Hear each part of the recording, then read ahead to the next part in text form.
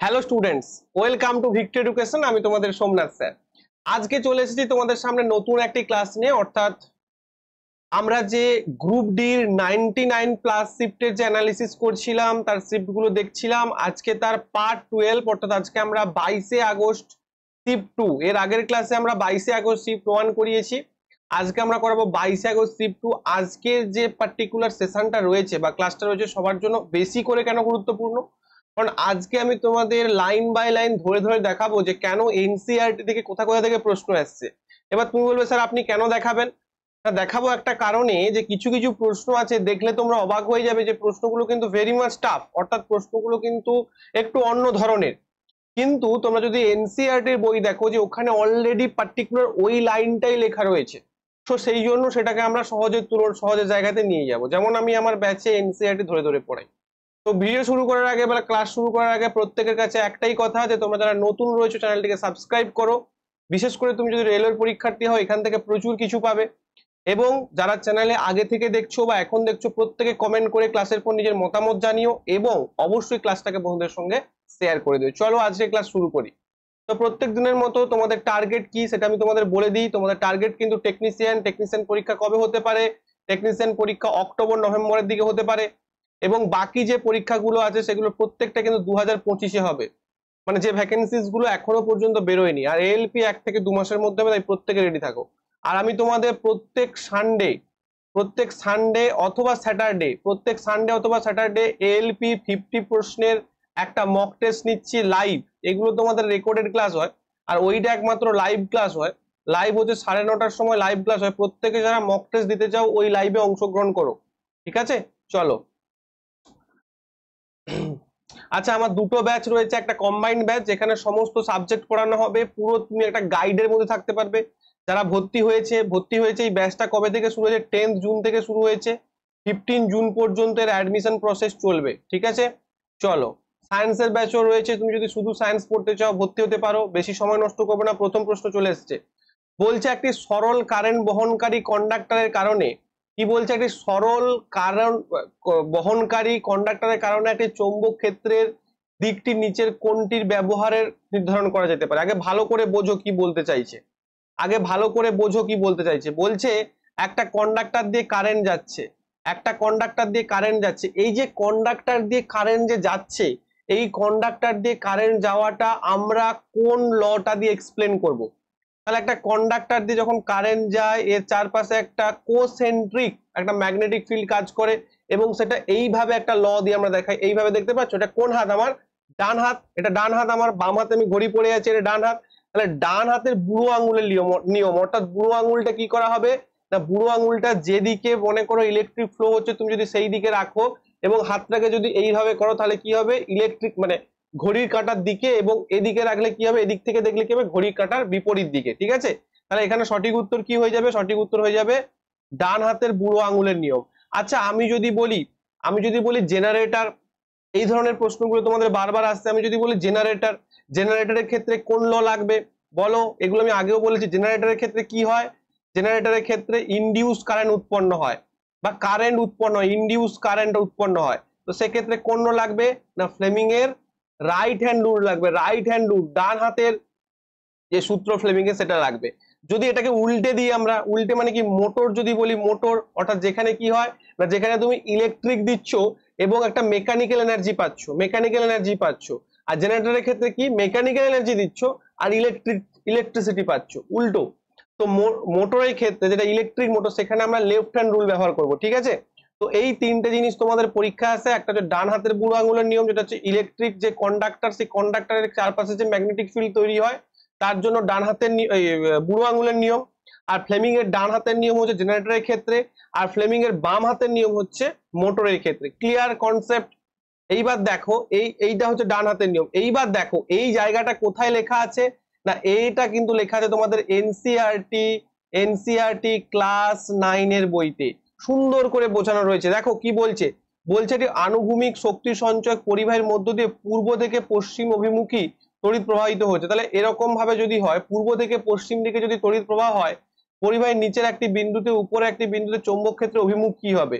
অর্থাৎ ওর যে চৌম্বক ক্ষেত্রে অভিমুখ, সেটা কি হবে? তড়িৎ প্রবাহটি পূর্ব থেকে পশ্চিম অভিমুখী ডান হাতে বৃদ্ধাঙ্গুষ্ঠ নিয়ে ব্যবহার করে, তাহলে পূর্ব থেকে পশ্চিম অভিমুখী, পূর্ব থেকে পশ্চিম অভিমুখী মানে কি, এটা যদি ইস্ট হয় এটা যদি ওয়েস্ট হয়, অর্থাৎ এই দিক থেকে এই দিকে যাচ্ছে, তার মানে দেখো এই রকম ভাবে যাচ্ছে, আমরা কি করি এই রকম অথবা এই রকম, তাহলে যদি এই রকম যায়, এই রকম যদি যায়, আমি যদি ভালো করে দেখি, আমি যদি এদিক থেকে দেখি, দেখো ভালো করে বোঝো, কারেন্টটা তো যাচ্ছে এইভাবে আর হাতটা তোমাকে এইভাবে বাঁকাতে হবে, তার মানে কারেন্টটা যদি ইস্ট থেকে ওয়েস্টের দিকে যায়, তাহলে কি হবে, যখন আমরা পূর্ব প্রান্ত থেকে দেখবো, ভালো করে বুঝবে, ইস্ট থেকে ওয়েস্টের দিকে যাচ্ছে, ইস্ট থেকে ওয়েস্টের দিকে যাচ্ছে, যদি আমরা পূর্ব প্রান্ত থেকে দেখি, যদি আমরা এই দিক থেকে দেখি, পূর্ব প্রান্তে আমার চোখটা রাখি, তাহলে কি হবে, হাতটা এইরকম ভাবে বাঁকবে, আর এইরকম ভাবে মানে কি, যখন আমরা ইস্ট থেকে ওয়েস্টের দিকে ইলেকট্রিক ফ্লো হবে, যদি আমরা পূর্ব দিক থেকে দেখি, তাহলে কি মনে হবে যে ওটা ঘড়ির কাঁটার দিকে কি রয়েছে, ম্যাগনেটিক ফিল্ডটা রয়েছে, ঘড়ির কাঁটার দিকে ম্যাগনেটিক ফিল্ডটা রয়েছে। এইটা মনে করো একটা হচ্ছে কন্ডাক্টিং, এটা ভালো করে বুঝে নাও, কোনোদিন যেন ভুল না হয়, প্রচুর প্রশ্ন আছে এখান থেকে। আচ্ছা এই দিকে ঘোরাই, আচ্ছা একটা পেন নিই তাহলে বুঝতে পারবে। এটা মনে করো কি হচ্ছে না, এইটা মনে করো হচ্ছে পূর্ব দিক আর এটা পশ্চিম দিক, তাহলে পূর্ব থেকে পশ্চিম দিকে ইলেকট্রিক প্রবাহিত হচ্ছে, তাহলে এর চারপাশে একটা ম্যাগনেটিক ফিল্ড করছে, কি হয় ম্যাগনেটিক ফিল্ড হচ্ছে এইভাবে, অর্থাৎ এই বুড়ো আঙুলটার দিকে যদি আমার তড়িৎটা প্রবাহিত হয়, তাহলে ফিল্ডটা কোন দিকে থাকবে না, তার যে নিচের যে সারফেস তার সঙ্গে লম্বভাবে ঘুরতে থাকবে, অর্থাৎ এই বরাবর ঘুরবে। ঘড়ি কোন দিকে ঘোরে, ঘড়িও এই দিকে ঘোরে, এইরকম ভাবে ঘড়ি ঘোরে, ঠিক আছে, যদি পূর্ব দিকে দেখি, কিন্তু যদি পশ্চিম দিক থেকে দেখি তাহলে মনে হবে কি, ঘড়ির কাঁটা বিপরীত দিকে, মনে হবে এই দিক বরাবর ঘুরছে, দেখো এই দিকটা ঘড়ির কাঁটা বিপরীত দিক না, আর পূর্ব দিক থেকে ঘুরলে কি মনে হচ্ছে এই দিকে, আর পশ্চিম দিক থেকে মনে হচ্ছে কি এই রকম ভাবে ঘুরছে, উল্টো দিকে ঘুরছে, বুঝতে পারছো। তাহলে যদি ইস্ট থেকে অর্থাৎ যেদিকে ভালো করে বোঝো, যেদিকে ইলেকট্রিকটা ফ্লো করছে, আমি যদি তার বিপরীত দিক থেকে দেখি, যেদিকে ইলেকট্রিক ফ্লো করছে আমি তার বিপরীত দিক থেকে দেখি, তাহলে ঘড়ির কাঁটার বিপরীত দিকে ফ্লো হবে।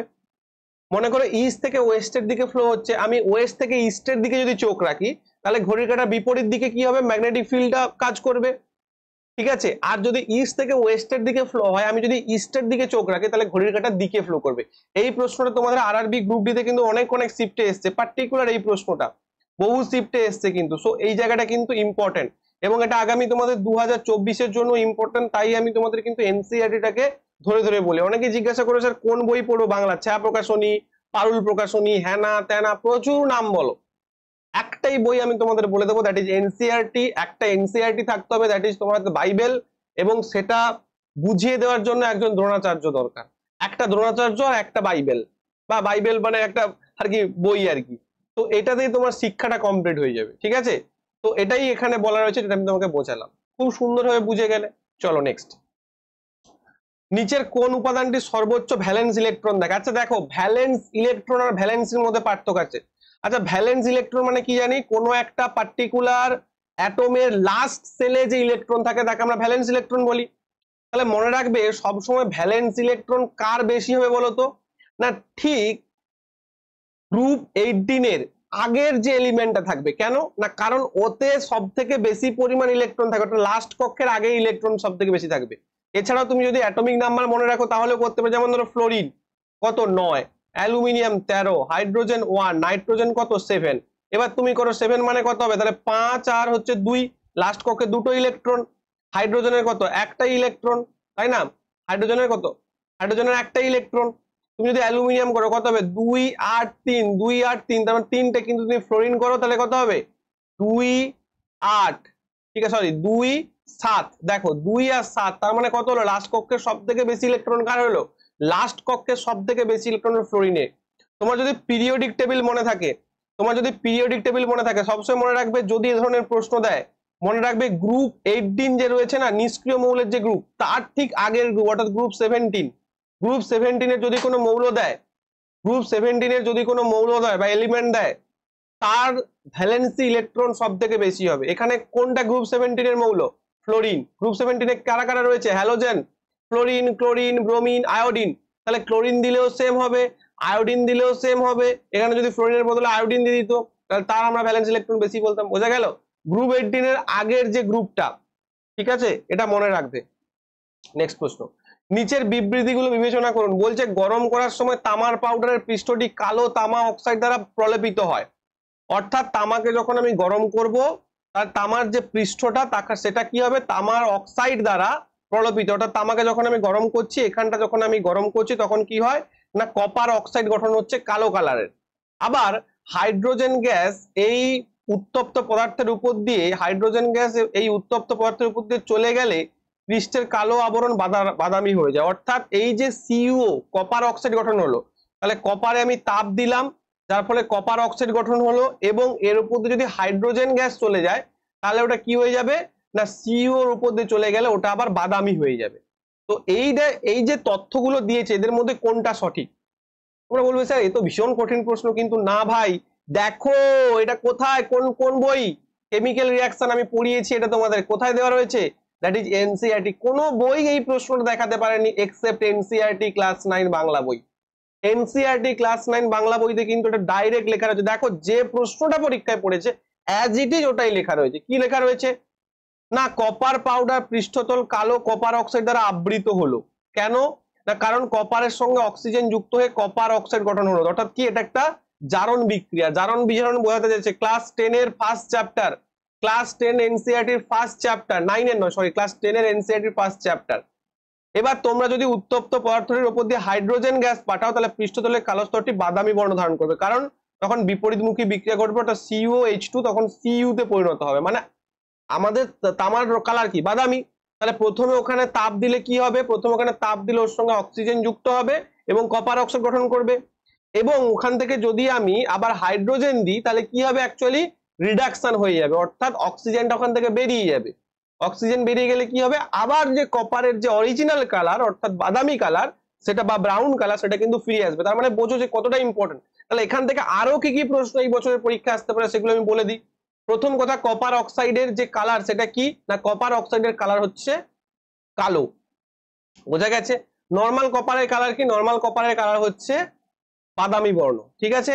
আচ্ছা, এখানে যে বিক্রিয়াটা হলো, এখানে বিক্রিয়াটা কি হলো না, এখানে বিক্রিয়াটা হয়ে গেল বিজারণ বিক্রিয়া, আর এখানটা যে বিক্রিয়া হয়ে গেল, এখানে যে বিক্রিয়াটা হয়ে গেল সেটা হচ্ছে জারণ বিক্রিয়া, তাই না। একটা হলো বিজারণ বিক্রিয়া আর একটা জারণ বিক্রিয়া। আবার এইখানটা দেখো H2 থেকে যে H2 হলো, এটা কি বিক্রিয়া হলো, এটা জারণ বিক্রিয়া হলো, বোঝা গেছে। ক্লিয়ার, প্রত্যেকের ক্লিয়ার হলো। চলো নেক্সট, এটা কিন্তু খুবই কঠিন ভাবে লাগে। আচ্ছা, এখানে তাহলে কি উত্তর হবে, উভয় বক্তব্যই সত্য হবে উত্তরটা। নেক্সট, নিচের কোন যন্ত্রটি বৈদ্যুতিক প্রবাহের উত্তাপের প্রভাব করে, অর্থাৎ উত্তাপের ফলে সেটা কি হয় না, উত্তাপের ফলে তার যে আলো বা তার যে কাজ, যে কাজটার জন্য তাকে আমরা ব্যবহার করছি সেটা তৈরি হয়। যেমন দিয়েছে নিচের কোন যন্ত্রটা আছে, প্রথম হচ্ছে ভাস্কর বাতি। ভাস্কর বাতি মানে যেগুলো আমরা ওই যে ফিলামেন্টের যে আগেকার দিনে যে লাইট গুলো ওটাকে বলছে, ঠিক আছে। ফিলামেন্টের যে আগেকার দিনের লাইট গুলো ওটাকে বলছে, ওটাকে আমরা কি বলছি, ভাস্কর বাতি বলছি, ঠিক আছে, বোঝা গেছে। ওটাকে আমরা কি বলছি, ভাস্কর বাতি বলছি। নেক্সট হচ্ছে বৈদ্যুতিক গিজার। তোমরা নিশ্চয়ই জানো যে গিজারে কি হয় না, গিজারে ঠান্ডা জলটাকে গরম জলে পরিণত করা হয় বৈদ্যুতিক গিজারে, তাহলে সেখানেও তাপ উৎপন্ন হয়। কিন্তু জেনারেটরে কি তাপ উৎপন্ন হয়, জেনারেটর দেখা যাবে তুমি জেনারেটরের উত্তর করে দিলে, জেনারেটরে কি তাপ উৎপন্ন, জেনারেটরে তো কারেন্ট উৎপন্ন হয়। এবার হতে পারে যে যেহেতু মেকানিক্যাল এনার্জি থেকে ইলেকট্রিক্যাল এনার্জি হচ্ছে তাহলে সেখানে হিট এনার্জি উৎপন্ন হতে পারে, কিন্তু আমার মূল পারপাসটা কি, মূল পারপাসটা তো তাপ উৎপন্ন করা না, কিন্তু ভাস্কর বাতিতে পারপাস তাপ উৎপন্ন করাও, ঠিক আছে। ক্লিয়ার, কারণ অনেক সময় তাপের জন্য ওই আলোটা ব্যবহার করা হয়ে থাকে। তো এই দুটো উত্তর হয়ে যাবে, উভয় 1 and 2 উত্তর হবে, কিন্তু বৈদ্যুতিক জেনারেটর হবে না। এই দেখো এই হচ্ছে আলো, এমনটা নয় যে ফ্লুরোসেন্ট আলো শুধুমাত্র ঘরে আলোর জন্য, অনেক সময় উত্তাপের জন্য ব্যবহার করা হয়, ঠিক আছে। এই হচ্ছে গিজার। আচ্ছা, দেখো কি বলেছে, বলছে 5টি দ্রবণ ABCD এবং E যখন সার্বজনীন সূচকের সাথে পরীক্ষা করা হয় তখন যথাক্রমে 4, 1, 11, 7 এবং 9 হিসেবে pH দেখায়। এই দ্রবণগুলির জন্য H+ আয়নের ঘনত্বের ক্রমবর্ধমান pH হলো। অর্থাৎ দেখো প্রশ্নটা শুনে বা পড়ে মনে হচ্ছে কি রে বাবা, পড়েই তোমরা পরীক্ষা লিখে একটা ঘাবড়ে যাবে। কেন ঘাবড়ে যাবে, কারণ তোমরা যখন বই পড়েছো, অ্যাসিড পড়েছো, বেস পড়েছো, pH ইন্ডিকেটর পড়েছো, তখন ভালোভাবে ব্রেন লাগিয়ে পড়োনি, তাই। তো এই প্রশ্নটা পড়ে যেটা মানেটা সেটা বলছে ABCDE তিনটে এলিমেন্ট রয়েছে, তিনটে দ্রবণ রয়েছে। ওই তিনটে দ্রবণ কি ইউনিভার্সাল ইন্ডিকেটর, ইউনিভার্সাল ইন্ডিকেটর মানে ফেনোলেপথেরিন বা আমাদের যে বিভিন্ন রকম যে ইন্ডিকেটর রয়ে গেছে, রেড ক্যাবেজ ইন্ডিকেটর রয়েছে, ক্লোভ বার্ড ইন্ডিকেটর রয়েছে, তারপর আমাদের যে লিটমাস ইন্ডিকেটর রয়েছে, সেই ইন্ডিকেটরে পরীক্ষা করা হয়েছে। পরীক্ষা করার ফলে কি পেয়েছি আমরা, পরীক্ষা করার ফলে A দ্রবণটির একটা pH পেয়েছি, B দ্রবণের একটা pH পেয়েছি, C দ্রবণের একটা pH পেয়েছি, তারপরে হচ্ছে D দ্রবণের একটা pH পেয়েছি, এবং ই দ্রবণে একটা পিএইচ পেয়েছি। এবার বলছে এইচ প্লাসের আয়নন ঘনত্বের ক্রমবর্ধমান সিরিজ হচ্ছে, অর্থাৎ কার এইচ প্লাস আয়নটা বেশি। দেখো ভালো করে বোঝো, এইচ প্লাস আয়ন বেশি মানে কি, কে সব থেকে বেশি অ্যাসিডিক সেই অনুযায়ী সাজাতে বলেছে। তার মানে একদম প্রথম যে বসবে তার পিএইচ ভ্যালুটা কি হবে, আমি কি বলেছি পিএইচ এর ভ্যালু কত থেকে কত পর্যন্ত হয় না, পিএইচ এর ভ্যালু মনে রাখবে 0 থেকে 14 পর্যন্ত হয়, মাঝখানে থাকে 7। তার মানে পিএইচ এর ভ্যালু যত বেশি হবে তত তার এইচ প্লাস এর আয়নটা তত কি হবে, তত কম হবে। পিএইচ এর ভ্যালু যত বেশি হবে এইচ প্লাস আয়নের ভ্যালু তত কম হবে, আর কম বলে তো সেটা কম অ্যাসিডিক। তার মানে পিএইচ এর ভ্যালু এদের মধ্যে যার সব থেকে বেশি সেই হচ্ছে প্রথম বসবে, কারণ তার এইচ প্লাস আয়ন সব থেকে কম। তাহলে দেখো সি এর পিএইচ ভ্যালু সব থেকে বেশি, সি এর পিএইচ এর ভ্যালু সব থেকে বেশি, তাহলে সিএইচ টাকে আমি প্রথমে বসাবো, সিএইচ এর পিএইচ ভ্যালু সব থেকে বেশি, তাহলে সি বসেছে। তার মানে এই অপশনটা এলিমিনেট করে দিলাম, আর বাকিগুলোতে সি রয়েছে। তারপরে কার বেশি, তারপরে দেখো ই এর বেশি, কারণ ই এর 9, তাহলে ই বসাবো সি এর পর, সি এর পর ই কোথায় বসেছে, সি এর পর ই কোথায় বসেছে, আচ্ছা ডি কত দেওয়া ছিল, D7, সি এর পর ই, এই যে সি এর পর ই বসে আছে। তারপরে কাকে বসাবো, তারপর দেখো ডি কে বসাবো, তারপর দেখো ডি দেওয়া রয়েছে, তারপর কাকে বসাবো, এ কে বসাবো, এবং তারপর দেখো বি কে বসাবো। সিম্পলি বসেছে দেখো 11 যার পিএইচ, তার এইচ প্লাস আয়নের মান সব থেকে কম। কারণটা কি, কারণ সে তো বেসিক, সে তো খালি ইন নেচার, তাহলে তার তো এইচ প্লাস আয়নের কম হবে, তার তো ওএইচ মাইনাস আয়নটা বেশি হবে। ঠিক এই প্রশ্ন যদি তোমাকে ঘুরিয়ে বলতো যে ওএইচ মাইনাস আয়ন কি হতো, তখন উল্টোটা হতো। ঠিক আছে, তাহলে সঠিক উত্তর হয়ে যাবে অপশন নাম্বার সি বা অপশন নাম্বার 3। এটাও হবে না, এটাও হবে না, তাহলে উত্তর কি হয়ে যাবে, উত্তর হয়ে যাবে সি, তারপর ই, তারপর ডি, তারপর হচ্ছে এ, তারপর বি। বোঝা গেছে, ক্লিয়ার? চলো নেক্সট। কিছু খাবার দ্রুত রান্না করতে পারে, আমরা দ্রুত রান্না করার জন্য কি মশাই বলতো, দ্রুত রান্না করার নামেই রয়েছে, দেখো ব্লিচিং তো মেশাবো না, ব্লিচিং তো ধরো পানীয় জল পরিশ্রুতকরণ হলো তখন ব্লিচিং পাউডার মেশাই, সোডিয়াম ক্লোরাইড মেশাবো না। হ্যাঁ, এটা যদি বলতো যে কোনো জলের স্ফুটনাঙ্ক তুমি বৃদ্ধি করতে চাও বা বরফের হিমাঙ্ক হ্রাস করতে চাও, তখন কি মেশাবো, তখন সোডিয়াম ক্লোরাইড তুমি উত্তর করতে পারতে, কারণ অপদ্রব্যের ফলে কি হয়, স্ফুটনাঙ্ক বৃদ্ধি পায় অপদ্রব্যের প্রভাবে। কিন্তু এখানে তুমি সোডিয়াম ক্লোরাইড করতে পারবে না। ক্লিয়ার? নেক্সট হচ্ছে বেকিং পাউডার, বেকিং পাউডারটা হয়ে যাবে সঠিক উত্তর। দেখো বেকিং নামেই রয়েছে বেকিং, বেকিং করার জন্য ব্যবহার করা হয়, অর্থাৎ রুটি কেক ইত্যাদি বানানোর জন্য, অর্থাৎ এটাই তাড়াতাড়ি রান্না করার জন্য ব্যবহার করা হয়। আর অ্যামোনিয়াম ক্লোরাইড তো রান্নাতে ব্যবহার কি করা হয় না। ঠিক আছে, নেক্সট। একটি কন্ডাক্টরের রোধ সরাসরি সমানুপাতিক। কন্ডাক্টরের রোধ দেখো কতবার তোমাদের বলেছি, প্রায় প্রত্যেকটা শিফটে 9, 10, 11 যতগুলো শিফট তোমাদের বলছি, প্রত্যেকটা শিফটে রোধ নিয়ে একটা না একটা প্রশ্ন এসছে। আমরা রেজিস্ট্যান্স মানে কি জানি, ভি ইকুয়াল টু আইআর, অর্থাৎ একটা কন্ডাক্টরের মধ্য দিয়ে, একটা কন্ডাক্টরের মধ্য দিয়ে যে জিনিসটা তোমাকে মানে ইলেকট্রিসিটিটাকে যেতে বাধা দিচ্ছে তাকেই আমরা কি বলছি, তাকেই আমরা বলছি যে রেজিস্ট্যান্স। তাহলে রেজিস্ট্যান্স কি হবে, যে কন্ডাক্টরের যে লেন্থ থাকবে সেই লেন্থের সঙ্গে সমানুপাতিক হয়, তার যে ক্রস সেকশনাল এরিয়া, অর্থাৎ একটা তারের যে ক্রস সেকশনাল এরিয়া, এই এরিয়ার সঙ্গে কি হয়, ব্যস্তানুপাতিক সম্পর্ক হয়, এবং টেম্পারেচারের সঙ্গে সমানুপাতিক সম্পর্ক। এই তিনটে জিনিস আমরা পেয়েছি।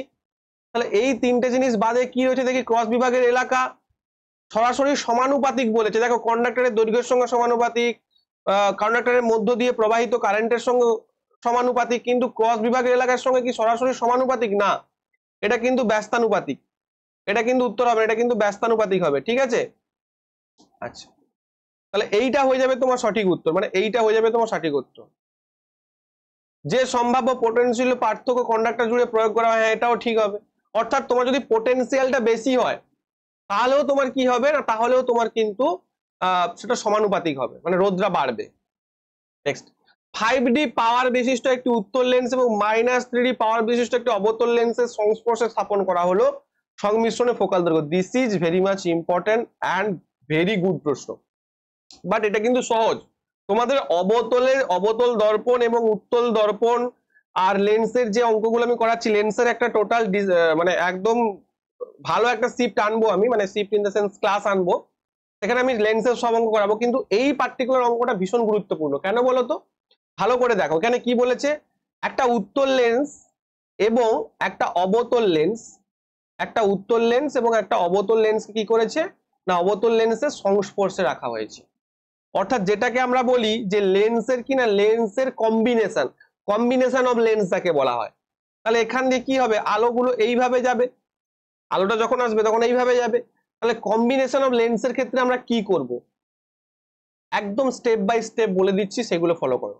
স্টেপ ওয়ান, স্টেপ ওয়ানটা কি না, স্টেপ ওয়ান হচ্ছে তোমাদের কাজ কি, যে পাওয়ার গুলো যেগুলো দিয়েছে না, যে পাওয়ার গুলো দিয়েছে, এই পাওয়ার গুলো থেকে তোমাদের ফোকাসটা বের করে নিতে হবে।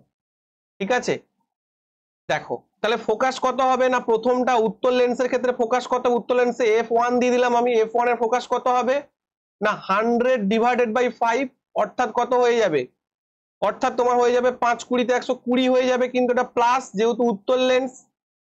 নেক্সট হচ্ছে F2, F2 মানে অবতল লেন্স, তাহলে কি হয়ে যাবে 100/3 -3, অর্থাৎ 100/-3 রেখে দাও এটাকে। ঠিক আছে, এইবার কি হবে, এইবার কম্বিনেশন অফ লেন্সের ফর্মুলা বসাবে। কম্বিনেশন অফ লেন্সের ফর্মুলা কি না 1/f, বা কম্বাইন্ড যে লেন্সটা তুমি পেলে, কম্বাইন্ড যে লেন্স অর্থাৎ উত্তল লেন্স এবং অবতল লেন্সের সঙ্গে কম্বাইন করে যে লেন্সটা পেলে 1/f, তার ফোকাসটা 1/f is equal to 1/f1 plus হচ্ছে 1/f2। This is your main formula. এই ফর্মুলাটাতেই তোমাদের কিন্তু এই অঙ্কটা হবে। ঠিক আছে, তাহলে আমি এখান থেকে F1 এবং F2 পেয়ে গেছি স্টেপ 1। এবার স্টেপ 2 হচ্ছে এখানে মানগুলো বসিয়ে দেওয়া। তাহলে স্টেপ 1 কি, স্টেপ 1 হচ্ছে আমাদের ফোকাস গুলোকে বের করে নেওয়া। এবং মনে রাখবে sign, this is very much important.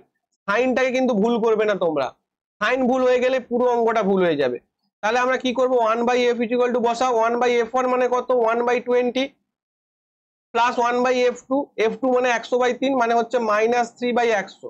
তাহলে আমরা কত বলতে পারি, আমরা স্যার বলতে পারি যে 100 যদি এলসিএম হয়ে যায় তাহলে 20 5 100 -3, তাহলে এটা আমি এদিকে লিখছি। হ্যাঁ, তাহলে 20 5 100 -3, অর্থাৎ আমি এখানটা বলতে পারি যে 1/f is equal to 100, sorry 1/f is equal to কত হচ্ছে না 5 থেকে -3 করলে 2/100, অর্থাৎ f ইজ ইকুয়াল টু কত হবে 100/2, দ্যাট ইজ 50 সেন্টিমিটার। বোঝা গেছে? ক্লিয়ার? প্রত্যেকের এই ফর্মুলাটা কারা কারা জানো না তারা একটু কমেন্ট করে বলবে যে স্যার আমি জানতাম না, আপনার ক্লাস থেকে জেনেছি। এই কমেন্টটাই আমাকে প্রেইজ করবে এবং আমাকে মোটিভেট করবে তোমাদের পরবর্তী ক্লাসগুলো আরো বেটার করে আনার জন্য। তাহলে আমাকে কমেন্ট বক্সে জানাবে তো যে স্যার এটা আমি আপনার ভিডিও থেকে জানলাম এবং এটা আমার কাজে লাগলো। ঠিক আছে, যারা খাতা নিয়ে বসেছো অবশ্যই এগুলো লিখবে, যারা খাতা নিয়ে বসোনি প্লিজ তোমরা খাতা নিয়ে বসো এবং এগুলোকে নোট ডাউন করতে করতে যাও। ঠিক আছে, আর যখনই আমি বলবো যে বুঝতে কি পেরেছো, বাড়িতে নিজের মনে মনে বলবে যে ইয়েস স্যার বুঝতে পেরেছি, আমি এখান থেকে শুনতে পেয়ে যাব। ঠিক আছে, তাহলে উত্তর কি হয়ে যাবে 50 সেন্টিমিটার হয়ে যাবে তোমার সঠিক উত্তর। নেক্সট প্রশ্ন, প্রোপিনের সমজাতীয় সিরিজ। আচ্ছা প্রোপিন এটা কি, এগুলো তোমাদের বারবার বলেছি, সমজাতীয় বা হোমোলোগাস যেটাকে সিরিজ বলা হচ্ছে। তো প্রোপিনের সমজাতীয় সিরিজের চতুর্থ পরবর্তী সদস্য, দেখো এটা ইজিলি করতে পারবে কোন রকম কোনো হেজিটেশন ছাড়াই। কেন বলছি দেখো, প্রথম কথা কি বলেছে তোমাকে, প্রোপিনের চতুর্থ সদস্য বলেছে। তাহলে প্রোপিন মানে কি, প্রোপিন মানে কি, এর সঙ্গে কি যুক্ত রয়েছে, ইন। ইন মানে কি, ইন মানে হচ্ছে অ্যালকিন, তার মানে কি সাধারণ সংকেত কি বলেছিলাম CnH2n। তাহলে সেরকমই প্রোপিনের সংকেত কি হয়, প্রোপিন মানে কি, প্রোপিন মানে দেখো তিনটে কার্বন থাকবে, তাহলে প্রোপিন মানে হয়ে যাবে C3H কি হয়ে যাবে H2n, তার মানে এই এটা যদি 3 হয় 3 2 6 C3H6 হয়ে যাবে। এটাকে আমরা কি বলবো, এটাকে আমরা বলবো প্রোপিন। প্রোপ মানে কি, প্রোপ মানে হচ্ছে 3। আমি কিন্তু পুরো জিনিসটা তোমাদের এখানে দিয়ে দিয়েছি, যারা বুঝতে পারছো না এগুলো বাড়িতে কমপ্লিট করবে। এই পিডিএফটা আমার টেলিগ্রাম গ্রুপে দিয়ে দেবো, টেলিগ্রাম গ্রুপ থেকে কালেক্ট করে এগুলো সব বাড়িতে লিখবে। ঠিক আছে, তাহলে ক্লিয়ার হয়ে যাবে তোমাদের সব। প্রত্যেকটা কিন্তু এনসিইআরটি তে দেওয়া, প্রত্যেকটা এনসিইআরটি থেকে, এটা ক্লাস 9 এর এনসিইআরটি থেকে নেওয়া। ঠিক আছে, প্রোপিন মানে তাহলে কি বললাম, প্রোপ কথাটা অর্থ হচ্ছে 3টে কার্বন, ইন মানে হচ্ছে কি, ইন মানে হচ্ছে ডবল বন্ড দ্বারা যুক্ত থাকবে। ইন মানে ডবল বন্ড দ্বারা, দুটো কার্বন পরমাণু ডবল বন্ড দ্বারা যুক্ত থাকবে। ঠিক আছে, তাহলে কি হবে সাধারণ সংকেত কি CnH2n অর্থাৎ C3H6। তাহলে যদি C3H6 হয় তাহলে বলেছে চতুর্থ, চতুর্থ পরবর্তী মানে কি, এর পরবর্তী কার্বনটা কত হবে 4 বেশি হবে, পরবর্তী কার্বনটা কত বেশি হবে 4 বেশি হবে। তাহলে এর সঙ্গে আমাকে 4 যোগ করতে হবে, অর্থাৎ C7 হয়ে যাবে হেক্সেন। প্রোপিনের পর 4 যোগ করো তাহলে কে হবে, হেক্সেন হয়ে যাবে।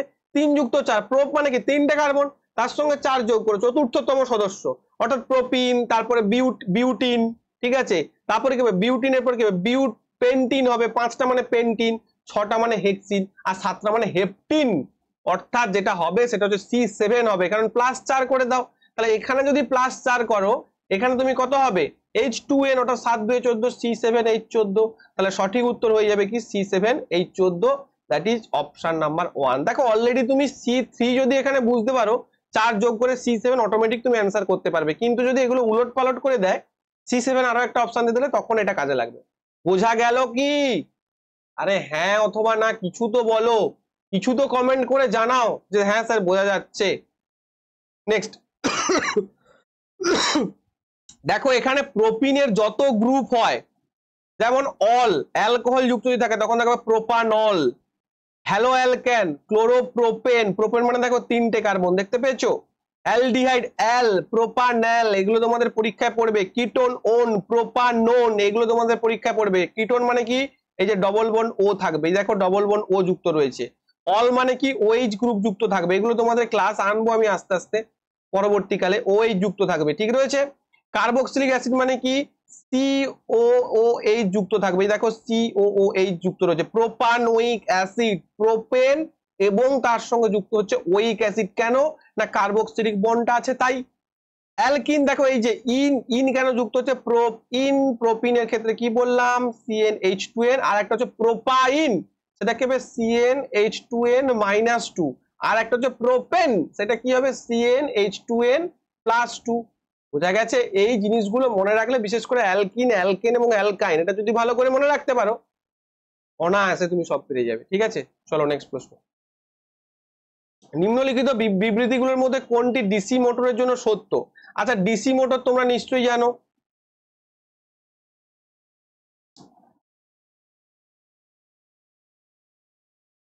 এইভাবে একটা ডিসি মোটর থাকে, এখানে কমিউটেটর থাকে বা রিং থাকে।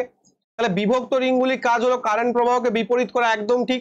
এই দিকে যে রিংটা থাকে এটা কি করে না ফার্স্ট হাফের জন্য এক দিক দিয়ে প্রবাহ করে, আর সেকেন্ড হাফের দিক দিয়ে জন্য একদিকে প্রবাহ করে, কারেন্টের প্রবাহকে বিপরীত করা। ঠিক আছে। চৌম্বক ক্ষেত্রে সমান্তরাল সারিবদ্ধ কয়েলে বাহু দ্বারা সর্বাধিক বল অনুভব করে, প্রতি অর্ধেক ঘূর্ণনের জন্য কারেন্ট বিপরীত করার ফলে কয়েলের ক্রমাগত ঘূর্ণন ঘটে, এটাও ঠিক এটাও ঠিক, কিন্তু এটা ঠিক নয়। তাহলে হয়ে যাবে কি অপশন 1 and 3 উভয় ঠিক। এটা বোঝার জন্য তোমাদের জেনারেটর এবং মোটরটাকে ভালো করে বুঝতে হবে, সেটা একটা আলাদা ক্লাসে তোমাদের ভালো করে বোঝাবো। ঠিক আছে, চলো নেক্সট। নিচের কোনটি জীবের জন্য স্লাইডেন এবং সমানপ্রদত্ত কোষতত্ত্ব প্রযোজ্য নয়? অর্থাৎ আমরা যখন সেল পড়ি, সেলের মধ্যে কি পড়েছি, সেল পড়েছি, তার বাইরের যে স্তরটা থাকে তাকে কি বলি, একটা অ্যানিমেল সেলের ক্ষেত্রে প্লাজমা মেমব্রেন, বা যাকে আমরা বলি কোষ পর্দা, তার ভেতরে একটা নিউক্লিয়াস থাকে, এখানে নিউক্লিওলাস থাকে, এখানে কি থাকে সাইটোপ্লাজম থাকে, তার মধ্যে গলগি বস্তু থাকে, তার মধ্যে মাইটোকন্ড্রিয়া থাকে, রাইবোজোম থাকে, এন্ডোপ্লাজমিক রেটিকুলাম থাকে, লাইসোজোম থাকে, ইত্যাদি প্রভৃতি থাকে। কিন্তু এই যে কোষ তত্ত্বটা এদের মধ্যে কারা প্রযোজ্য নয়? ভাইরাস কি ভাই কোনো কোষ আছে নাকি? ভাইরাস তো জীব এবং জড়ের মধ্যবর্তী একটা বস্তু। তাহলে সঠিক উত্তর হয়ে যাবে কি ভাইরাস হয়ে যাবে সঠিক উত্তর। প্রাণী, শৈবাল, ছত্রাক প্রত্যেকটা কিন্তু কোষ তত্ত্ব প্রযোজ্য এক্সেপ্ট ভাইরাস। নেক্সট, রমেশ একটি বাল্বের ফিলামেন্ট তৈরি করার জন্য একটি উপাদান বেছে নিতে চায়। তাহলে একটা বাল্বের ফিলামেন্ট তৈরি করতে চায়, উপাদান, নির্বাচিত উপাদানের নিম্নলিখিত বৈশিষ্ট্য কোনটা থাকা উচিত? নিম্ন গলনাঙ্ক, উচ্চ তাপমাত্রায় আলোকিত হওয়ার ক্ষমতা, উচ্চ প্রতিরোধ। ঠিক আছে, তো আচ্ছা এটা রোধ হবে, উচ্চ প্রতিরোধ না উচ্চ রোধ হবে। তো প্রথম কথা, আমরা বাল্বে যে সমস্ত তারগুলো ব্যবহার করি, মানে যে সমস্ত লাইনগুলো ব্যবহার করি, ভালো করে বোঝো সেটা কিসের ভিত্তিতে কাজ করে না, সেখানে রোধটা বেশি হয়। আর রোধ বেশি হওয়ার জন্য কি, রোধ যখন বেশি হবে তখন কি হয় না, তখন আর ভ্যারাইজাস টি অর্থাৎ টেম্পারেচার প্রচুর উৎপন্ন হয়, আর টেম্পারেচার উৎপন্ন হওয়ার জন্য ওটা কি করে গ্লো করে। তার মানে কি ওটাকে উচ্চ আলোকিত হওয়ার ক্ষমতাও থাকতে হবে উচ্চ তাপমাত্রায়, কারণ তাপমাত্রা বৃদ্ধি পাচ্ছে। তাপমাত্রা কেন বৃদ্ধি পাচ্ছে? কারণ ওই পার্টিকুলার যে তারটার রেজিস্ট্যান্সটা বেশি বলে, রেজিস্ট্যান্সটা তাপমাত্রার সঙ্গে সমানুপাতিক, তাহলে রেজিস্ট্যান্সটা বৃদ্ধি পাচ্ছে বলেই ও তাপমাত্রা বৃদ্ধি পাচ্ছে। এবার কথা হচ্ছে ওর মধ্যে যদি এটাই ক্ষমতা না থাকে যে রেজিস্ট্যান্স বৃদ্ধি পাওয়ার সাথে সাথে তাপমাত্রা বৃদ্ধি পাওয়ার সাথে সাথে ওটা আলোকিত হওয়ার ক্ষমতা রাখে, তাহলে তো জ্বলবেই না বাল্বটা। তাহলে আমার বাল্ব নিয়ে সুবিধাটা কি হবে, তাই না? তাহলে অবশ্যই এটাকে উচ্চ তাপমাত্রা আলোকিত হওয়ার ক্ষমতা থাকতে হবে, এবং উচ্চ রোধ না থাকলে তো ওটা জ্বলবেই না, ওদের কারেন্ট ফ্লো হয়ে যাবে। আমরা তো কন্ডাক্টরের জন্য নিচ্ছি না, তুমি যে বাইরে যে তারগুলো লাগাও ওখানে থোড়ি আলো জ্বলে, আলো জ্বলে না তো, কেন আলো জ্বলে না? কারণ ওর মধ্যে রোধটা কম তো, আর ওর মধ্যে এই বৈশিষ্ট্যটা নেই যে উচ্চ তাপমাত্রা আলোকিত হওয়ার ক্ষমতা থাকবে। তাহলে তো সব কারেন্টের যে লাইনগুলো রয়েছে WBACDCL ওখানেও আলো জ্বলতো, পুরো গ্রাম আলোকিত হয়ে যেত বা পুড়ে ছাই হয়ে যেত। অ্যাকচুয়ালি আলো যে জ্বলছে ওখানেও তাপ উৎপন্ন হয়, কিন্তু বুঝে দেখো নিম্ন গলনাঙ্ক যদি হয় ভাই ও তো পুড়ে যাবে, ঠিক আছে, ও তো পুড়ে যাবে সঙ্গে সঙ্গে। তাহলে কি হতে হবে, কে উচ্চ গলনাঙ্ক হতে হবে। অর্থাৎ 2 এবং 3টা ঠিক রয়েছে কিন্তু 1টা ভুল রয়েছে। কিন্তু এটা যদি তোমাকে ফিউজদার বলতো তখন কি হতো, তখন হতো নিম্ন গলনাঙ্ক। কারণ কি ওটার যে মেকানিজমটা কি, যে রোধ থাকবে উচ্চ, অর্থাৎ কারেন্ট কম প্রবাহিত হবে। কিন্তু যদি একটু বেশি কারেন্ট প্রবাহিত হতে যায় তাহলে কি হবে, ওটার টেম্পারেচার বেড়ে যাবে, রেজিস্ট্যান্সটা বেশি যেহেতু আছে, এবং তারপর ওটা গলে ছাই হয়ে যাবে এবং তোমার বাড়িতে যে হাই ভোল্টেজ সেটা তোমার বাড়িতে প্রবেশ করতে পারবে না। ক্লিয়ার? তাহলে ফিউজ তারের ক্ষেত্রে কি হবে, নিম্ন গলনাঙ্ক উচ্চ রোধাঙ্ক হবে। বাট তোমার যে ফিলামেন্ট বা নাইক্রোম তার এদের ক্ষেত্রে কি হবে, উচ্চ রোধাঙ্ক এবং উচ্চ গলনাঙ্ক হবে।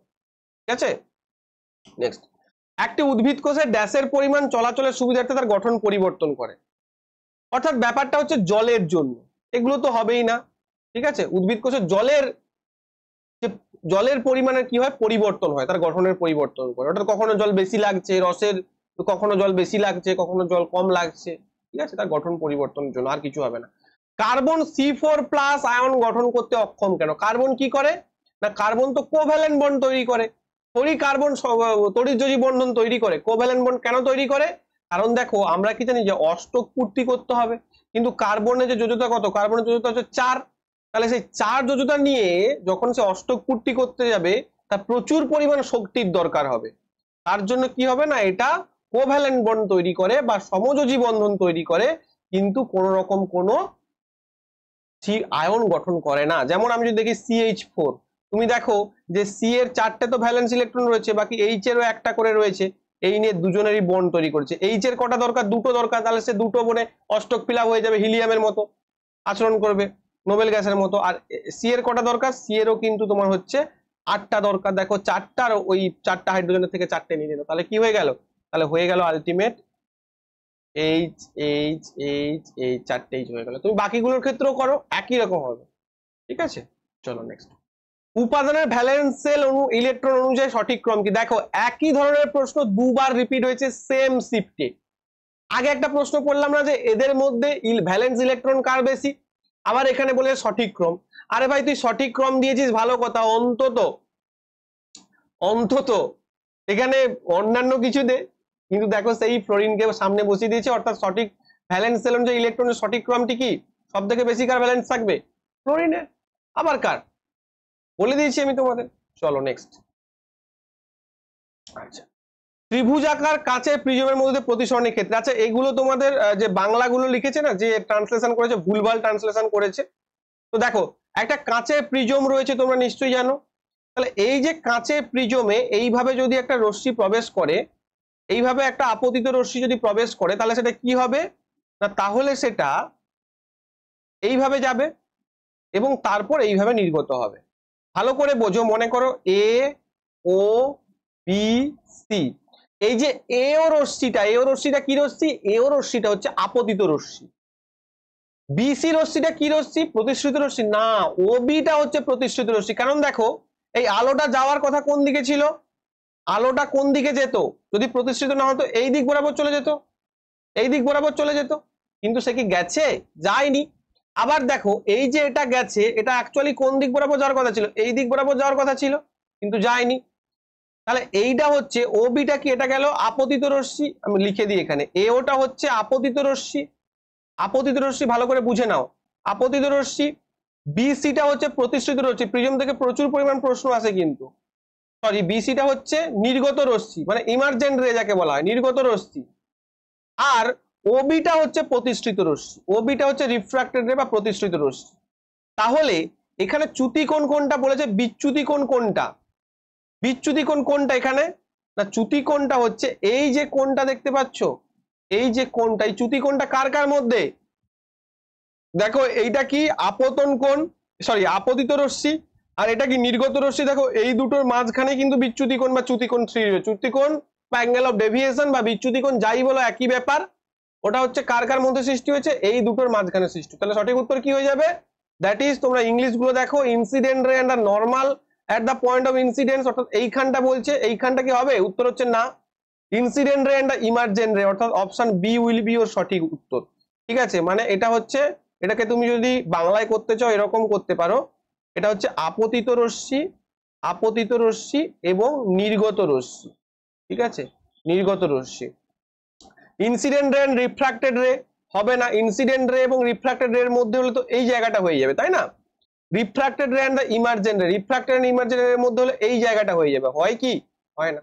বোঝা গেছে? ক্লিয়ার? এই যে দেখো এখানটা আমি সুন্দর একটা করে তোমাদের দিয়ে দিয়েছি, এটা দেখলে বুঝতে পারবে, যেটা আমি এঁকে দেখালাম সেটা এখানে ভালো করে দেওয়া রয়েছে, এনসিইআরটি থেকেই নেওয়া, এনসিইআরটি ক্লাস 10, দেখেছো সব কটা কিন্তু এনসিইআরটি এর প্রশ্ন।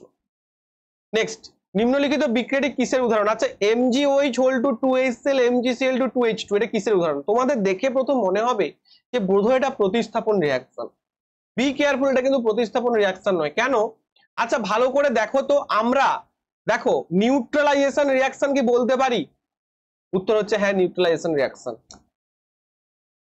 তোমাদের মনে হবে যে সোমনাথ স্যার কি প্রশ্নকে এক্সপ্লেন না করে উত্তর দিয়ে বেরিয়ে যাবে? না, কখনোই না, এটাও এক্সপ্লেন করব তোমাদের। ভালো করে বলো, নিউট্রালাইজেশন রিঅ্যাকশন আমরা কখন বলি? নিউট্রালাইজেশন রিঅ্যাকশন আমরা তখন বলি যখন অ্যাসিডের সঙ্গে কি হয় না, ক্ষারের রিঅ্যাকশন হয় এবং লবণ এবং জল উৎপন্ন হয়, লবণ প্লাস জল উৎপন্ন হয়। তাহলে এখানে কি হয়েছে?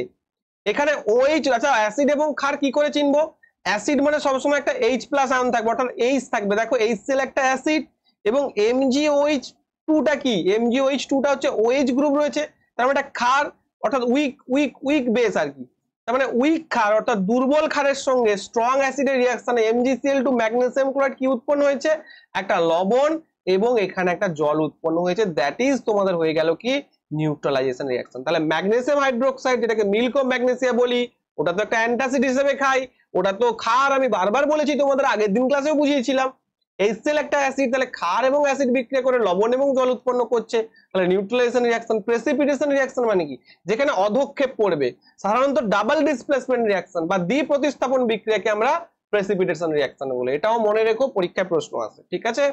চলো, নিচের কোন খাবারে আয়রনের পরিমাণ বেশি? দেখো এই ধরনের প্রশ্নগুলো, এগুলো কিন্তু স্ট্যাটিক প্রশ্ন, এগুলো মনে রাখতে হয়। নিচে গুড়ে বা জ্যাগারিতে কিন্তু আয়রনের পরিমাণ বেশি থাকে এই অপশনগুলোর মধ্যে, ঠিক আছে? গোলাকার আয়নার বক্রতা ব্যাসার্ধ -20 সেন্টিমিটার দিয়েছি, তাহলে বক্রতা ব্যাসার্ধ মানে কি? বক্রতা ব্যাসার্ধ মানে হচ্ছে এই যে অংশটা, এটা বক্রতা ব্যাসার্ধ, তাহলে এইটা -20 সেন্টিমিটার দিয়ে দিয়েছে, তাহলে আয়নার ফোকাস দৈর্ঘ্য কত হবে? ফোকাস দৈর্ঘ্য বক্রতা ব্যাসার্ধের অর্ধেক হবে, -20 ডিভাইডেড বাই 2 মানে -10 হয়ে যাবে। এটার কি এমন কঠিন রয়েছে? তাহলে -10 হয়ে যাবে সঠিক উত্তর। কিন্তু যদি তোমাকে এটা দিত যে এই দর্পণটা কি প্রকৃতির, কি বলতে? অবতল দর্পণ। কারণ অবতল দর্পণের ক্ষেত্রেই তার কি হবে না, অবতল দর্পণের ক্ষেত্রেই তার বক্রতা ব্যাসার্ধ মাইনাস হবে, কারণ অবতল দর্পণে বক্রতা ব্যাসার্ধ কোথায় অবস্থিত? তার সম্মুখ ভাগে অবস্থিত। কিন্তু উত্তল দর্পণ হলে বক্রতা ব্যাসার্ধ এই দিকে অবস্থিত, আর এটা তার রিফ্লেক্টিং সারফেস, ঠিক আছে? তাহলে এই জন্য এটা পজিটিভ হতো। ক্লিয়ার? নেক্সট, ফ্লোয়েম হলো উদ্ভিদের ভাস্কুলার টিস্যু যা পরিবহন করে। তাহলে ফ্লোয়েম কি পরিবহন করে? ফ্লোয়েম হচ্ছে পুষ্টি পরিবহন করে বা খাদ্য পরিবহন করে। আর জলকে পরিবহন করে জাইলেম। এই ফ্লোয়েমটাকে আমরা কি বলি না, ফ্লোয়েমটাকে আমরা বলি স্যার এটা হচ্ছে একটা পার্মানেন্ট টিস্যু। উদ্ভিদের টিস্যুকে আমরা দুভাগে ভাগ করি, একটা হচ্ছে ভাজক কলা, একটা হচ্ছে স্থায়ী কলা। এটা হচ্ছে কি বলি আমরা, এটাও পরীক্ষায় তোমাদের প্রশ্ন চলে আসে, এটা হচ্ছে একটা জটিল স্থায়ী কলা। আর সরল স্থায়ী কলা কোনগুলো? প্যারেনকাইমা, ক্লোরেনকাইমা, স্ক্লেরেনকাইমা, এগুলো হচ্ছে সরল স্থায়ী কলা। আর ভাজক কলা কোনগুলো? ওই যে যেগুলো বিভাজনে অক্ষম করে, অর্থাৎ উদ্ভিদের বর্ধিষ্ণু অঞ্চলে যেগুলো থাকে, যেমন অগ্রস্থ ভাজক কলা, পার্শ্বস্থ ভাজক কলা, নিবেশিত ভাজক কলা ইত্যাদি ইত্যাদি প্রভৃতি, ঠিক আছে? চলো, এই ছিল তোমাদের আজকের ক্লাস। আশা করি প্রত্যেকে ক্লাসগুলো এনজয় করছে এবং তোমাদের ভালো লাগছে। তোমরা আমাকে রিকোয়েস্ট করেছিলে স্যার আপনি পার ডে ক্লাস আনুন, দেখো আমি কালকেও এনেছি, আজকেও আনছি, আগামী দিনে পার ডে তখন আনবো যখন তোমরা ক্লাসগুলোকে লাইক করবে, কমেন্ট করবে, শেয়ার করবে এবং বন্ধুদের মাঝে আরো ছড়িয়ে দেবে, ভিক্টরি এডুকেশনকে আরো পৌঁছে দেবে। আর যারা ভাবছো যে প্রথম থেকে শেষ পর্যন্ত নো ডাউট সোমনাথ স্যারের গাইডে থাকবো, সোমনাথ স্যারের সঙ্গে থাকবো, সোমনাথ স্যারের পাশে থাকবো এবং আমি সোমনাথ স্যারের আন্ডারে পার্সোনালি প্রিপারেশন নেব, তারা অবিলম্বে সায়েন্সের ব্যাচ জয়েন করো। ভাই 2024 তোমার জীবনে আর ফিরে আসবে না, তাই যারা আমার গাইডেন্স নিতে চাও তারা অবশ্যই ব্যাচ জয়েন করতে পারো।